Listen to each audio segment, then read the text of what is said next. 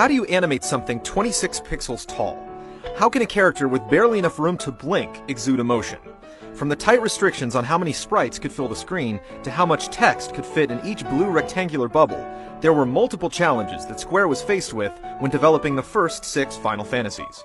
The original Famicom battle sprites were 26 pixels in height, had only 4 different colors to compose their blocky likeness, and 6 different frames of animation.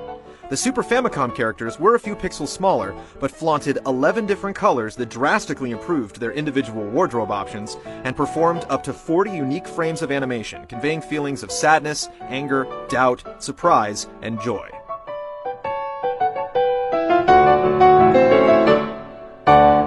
In Final Fantasy I, characters would roam aimlessly around each town, or stand and wait for you to engage them in conversation.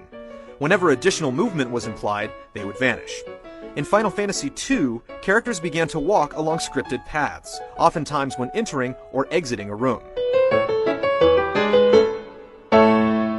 This scene from 2, where Paul rescues your party from imprisonment, is one of the first clear examples of Square trying out comical sprite choreography. These scenarios would become much more elaborate, often involving the tiny actors jumping and throwing themselves around when the paltry 30 pixels used to create their faces couldn't communicate their excitement or frustration. It was this careful attention to expression that made the personalities in each Final Fantasy so charming, and the events so surprisingly engaging. In the first 5 games, there were separate sprites for the models in combat and on the overworld, a smaller one on the map and a larger, more detailed one in battle.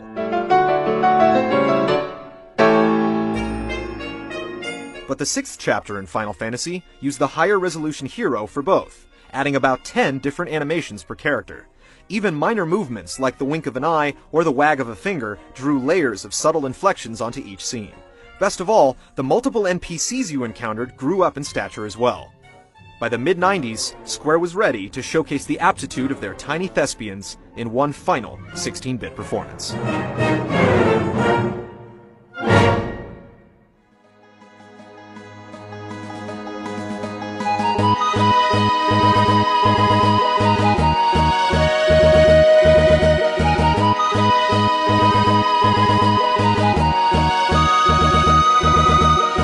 Final Fantasy VI was released in Japan on April 2, 1994, and in America the following October.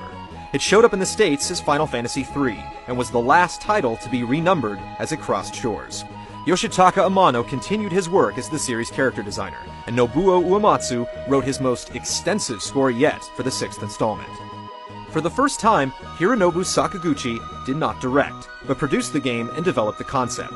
His former duties were split between series innovator Hiroyuki Ito and designer and writer Yoshinori Kitase. Kitase had worked with Squaresoft on Romancing Saga and the Final Fantasy Adventure for the Game Boy, but 6 was his directorial debut. He would go on to direct Chrono Trigger, Final Fantasy VII, and Final Fantasy VIII. 6 opened with an unnamed soldier who is still the only focal female protagonist to begin a Final Fantasy game. Her name was Terra, and that was about all she could remember. Hunted by yet another oppressive tyrannical government and possessing forbidden magical powers she could not comprehend, Terra sought refuge with the Returners, a renegade group secretly gathering their forces for an attack against Emperor Gestal. 1,000 years prior, a conflict called the War of the Magi almost destroyed the world, and society struggled to regain technology. The fight began when humans were tempted to harness the power of mystical beings called Espers, and it appeared the Empire was after the same goal, moving dangerously close to repeating another senseless and deadly mistake. Espers were the first names clearly bestowed upon summons, and a third ingenious system created by Hiroyuki Ito. Humans could only learn their power when the beasts expired into crystallized forms called magicite. Similar to the ability points from 5, winning battles in 6 awarded characters with magic points. When an Esper was assigned to one of your characters, these points would be added to the spells that Esper could teach you, and you would learn them at the percentage rate indicated. Some taught spells faster than others, and some taught just one exclusively. This meant that anyone could learn any spell, and use them at any time. The Empire's savage lust for the Esper's power, which forced the creatures into exile, combined with sacrificing their lives to assist you in your journey, gave summons a more important role in the central quest than ever before. The other element that contributed to the epic story was the astounding number of playable characters. 6 didn't let you assign jobs, just as 4 had removed the prior class system to concentrate on a series of elaborate plot lines. While 5 had 22 jobs, 6 eventually offered 14 characters you could swap out any time to create your own party. Occasionally, the story filled in a few necessary spaces for certain scenes, but most of the time, all 4 roles were yours to cast. Your warriors could be customized even further by equipping up to 2 relics, trinkets that awarded various bonuses similar to the sub-abilities from 5. All this party customization made you that much more attached to whoever you chose each time the order opened up.